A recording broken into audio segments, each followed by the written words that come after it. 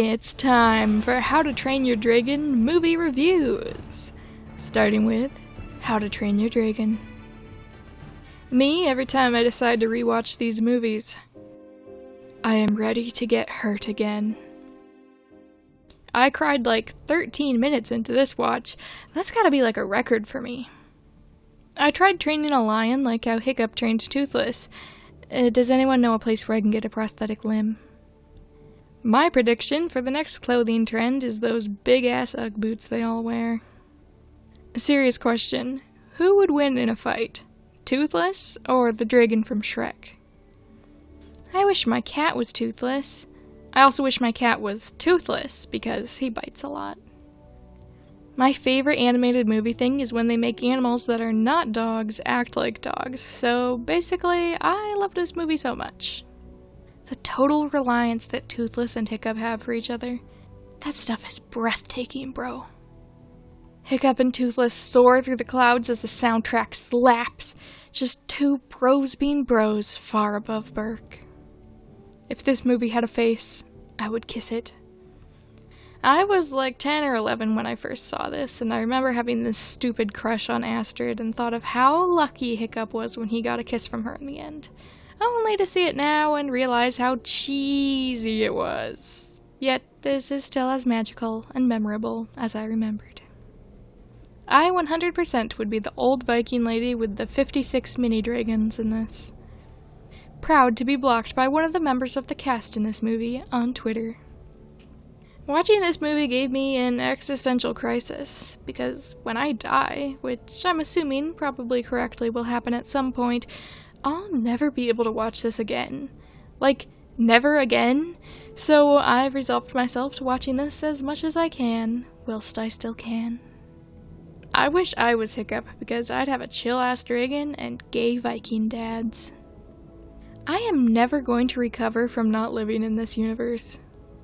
Okay, so I do know how to train my dragon now. How about a movie on how to find a dragon next? Thanks, DreamWorks. How to Train Your Dragon 2. They really should have named it How to Train Your Dragon. Were you really my friend in 2014 if I didn't bring this movie up in every conversation? This was so heartbreaking. Also, Astrid is the coolest girl ever, but that makes sense since Hiccup is the coolest boy ever. I think we need to have a long conversation about the unbelievable amount of Persebeth energy Hiccup and Astrid have. Hiccup's little braid's supremacy. Name me one animated character who had more of a glow-up than Hiccup. Dang, son got hit by puberty. Hiccup got hot, but his voice did not. If only the people of Burke treated their sheep as nicely as they treated their dragons. For the Dancing and the Dreaming has got to be the most romantic song in any movie ever. I too would cry if I saw Cate Blanchett. I like the part where the mom does a software update on Toothless. I always get goosebumps when brainwashed Toothless slaughters Gerard Butler. You know, for kids. Start of movie. Hiccup has his father, but his mother is dead. Hiccup, darn, my life sucks. I miss my mom. End of movie. Hiccup has his mother, but his father is dead. Hiccup, can't I have two living parents for 5 minutes?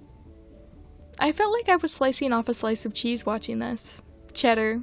Yum. Now, why does Hiccup have a lightsaber? How to Train Your Dragon? The Hidden World. All of these movies have had some sort of hidden world, but whatever. Are you ready for your lessons on being the perfect trilogy? Lord of the Rings gulped. The Godfather nodded.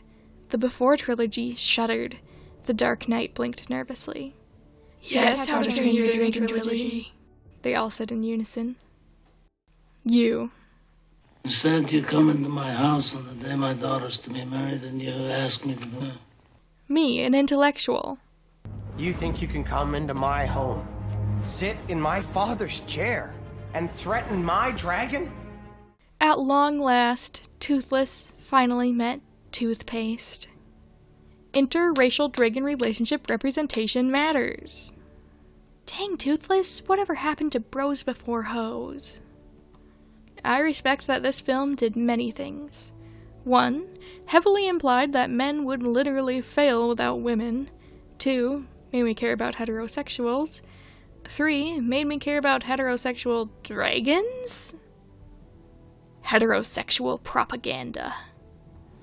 A kid walked out of this movie holding his parents' hand, crying his eyes out, and all I could think was, same kid.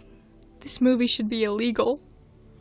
They stabbed me right in the heart and let me die. I wish I could cry into Tough Nut's full, thick beard.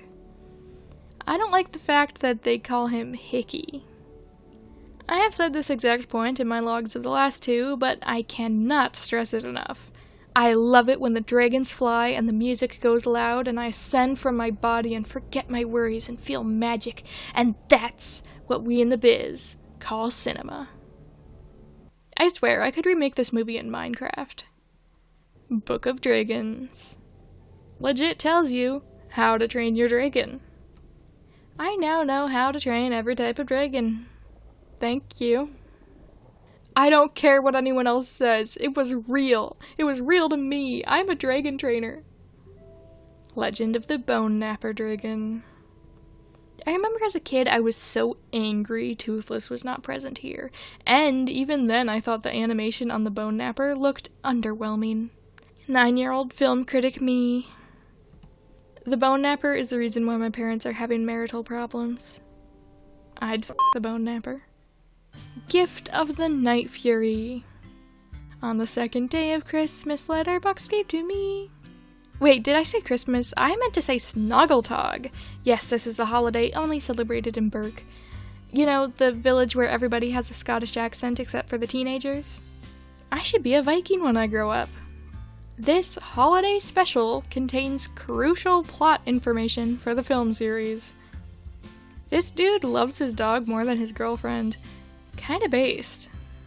Wouldn't be a real Christmas special without a character accidentally committing an act of terrorism, killing many. And that's how eggnog was invented. If you don't enjoy this, you're no better than that guy who keeps giving me weird looks at Walmart. Dawn of the Dragon Racers. Dragon racing? More like sheep gathering competition. The sheep would make great mutton. Toothless should have eaten him. They should paint Toothless with red until he resembles